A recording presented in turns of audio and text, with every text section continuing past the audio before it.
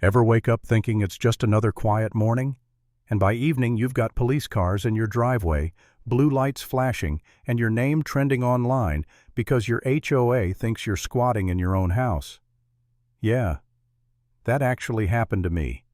And believe me, that day changed how I saw my home, my neighbors, and the people who think power gives them the right to ruin someone's peace. My name's Jack Turner. I live in a 2-story house my dad built back in the 70s, old wood creaky floors, the kind of place that smells like memories. It sits right on the edge of Crestwood Trails, a picture-perfect suburban development filled with polished driveways, smiling neighbors, and a homeowners association that's more like a dictatorship wrapped in landscaping rules. My home isn't part of that HOA. Never signed a thing, never paid a dime, never wanted to. But apparently that made me an alien on my own street. At first it was just the looks. You know, the long, suspicious kind that linger too long like they're scanning for a reason to hate you. Brenda Whitmore, the HOA president, became obsessed. She was one of those women who carried a clipboard like a badge, her posture straight as a ruler, her smile sharper than a knife. I'd catch her walking past my property 3-4 times a day, pretending to check drainage or survey sidewalk cracks.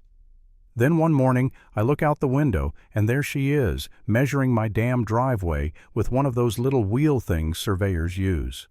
When I opened the door, she jumped like I'd caught her committing a crime, muttered something about community standards, and speed-walked away. I tried to laugh it off. Thought maybe she was just bored, needed a hobby that didn't involve harassing homeowners. But then my neighbor Alan, retired firefighter solid guy, pulled me aside one afternoon. He said, "Jack, she's been asking around, wants to know if you actually live here, or if you're camping." I blinked. Camping? In my own house? He shrugged, uneasy. "She's building a file on you, man. Something about verifying residency. A file. On me. Like I was some kind of criminal." The next day, I found an unsigned letter in my mailbox. "Your presence is currently under review for community impact." That's when I realized this wasn't about property lines or dues. It was personal. And then came the cops. It was a Saturday morning. I was standing on the porch in pajama pants, coffee in hand, when 2 squad cars slowly crept up my driveway. I thought they were lost. One of them stepped out and said, "Sir, we got a report of unlawful residence." I nearly laughed out loud. Unlawful. In my own damn house. They looked uncomfortable when I showed them my deed, my ID, my bills, everything matching perfectly. One officer chuckled and said, "Looks like someone's a little HOA happy." You'd think that would have ended it. But no. Brenda wasn't the kind of person who gave up when she was wrong. She just found new ways to be worse. A few days later, I started hearing a faint buzzing sound over my backyard. Looked up, and there it was. A drone, hovering, dipping low like it was filming me through my kitchen window. I couldn't believe it. I made a sign. "Private property drones will be hosed." And I meant it. 2 days later, she slipped another letter into my mailbox. This time it was an official-looking HOA welcome packet, complete with a fake invoice for $320 in annual dues. Except I never joined, never agreed, and sure as hell wasn't paying a dime. That was it. I called a lawyer. Samantha Lou. Calm, sharp, and unflinching. She drafted a cease and desist letter so cold it could have frozen Brenda's fake pearls. She also had the county file an official exemption verifying my property wasn't under HOA authority. I felt relieved for about a week until Brenda took things public. One morning I walked outside and saw flyers taped to mailboxes, lampposts, even my trash bin. "Unregistered resident," they read. "Illegal occupant at 114 Maple Ridge, potential community risk." My name was printed in bold letters. I felt my stomach drop. People stopped waving when I passed. Neighbors who used to chat about football or lawnmowers suddenly looked away. One even crossed the street.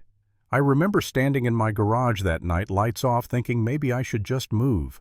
Maybe peace wasn't worth fighting for. But then I saw that flyer again. The fake logo, the lies. And something in me snapped. I wasn't going to let her bully me out of my own home. So I fought back the only way I knew how, by telling the truth. I set up my phone, hit record, and told the whole story. From the fake letters to the drone to the cops showing up on my porch. I held up the evidence, laughed at the absurdity, and ended the video with, "When your HOA thinks they're Homeland Security." I posted it online. By noon the next day, it exploded. Thousands of views, comments flooding in. People were furious on my behalf. Someone sent me a crocheted sign that said, "Excessive individuality is not a crime." A guy even mailed me a gnome holding a middle finger. The internet had my back. And that's when Brenda panicked. She slipped an envelope under my door, 5 crisp $100 bills, and a note. "Let's settle this amicably." I sent it back with a sticky note that said, "Thanks for lunch, still not joining your cult." Her next move was pure desperation. A man showed up pretending to be a city inspector, claimed my house color violated community guidelines. I asked which department he was with. He said Civic Harmony. Never heard of it. When I pressed him for ID, he stuttered, turned beet red, and ran off, left his clipboard on my porch. 2 days later, I found a ticket taped to my front door for $750 issued by, you guessed it, the Civic Harmony Department. I laughed so hard I cried. Posted that too. And once again, the internet went wild. Memes, parodies, reaction videos. The HOA was now a global joke. That's when I decided it was time to end it for good. Samantha and I filed a lawsuit against the HOA, and Brenda personally harassment, falsifying documents, invasion of privacy. She tried to counter with community integrity claims, whatever that means, but by the time we got to court, the evidence spoke louder than she ever could. The courtroom was packed. Brenda sat there, face pale, clutching her little folder of fake letters. Her lawyer, a nervous guy who looked like he wanted to evaporate, kept flipping pages that meant nothing. Samantha stood calm as ice and laid it all out. Timestamps, drone footage, screenshots, the illegal occupant flyers, even an audio recording where Brenda said, "We'll force him out legally or not." The judge leaned forward, eyes cold and steady. "You harass this man for living on land you do not control." Silence. Then the sound of the gavel, sharp and final. The verdict: the HOA was guilty on all counts. Brenda was fined $120,000, permanently barred from holding any HOA position, ordered to issue a public apology, and served 200 hours of community service. She looked like she'd swallowed glass. And that apology, oh, it went viral too. Millions of views. People commented things like, "Finally an HOA story with a happy ending and justice for Jack." I didn't smile, though. I just felt tired, relieved.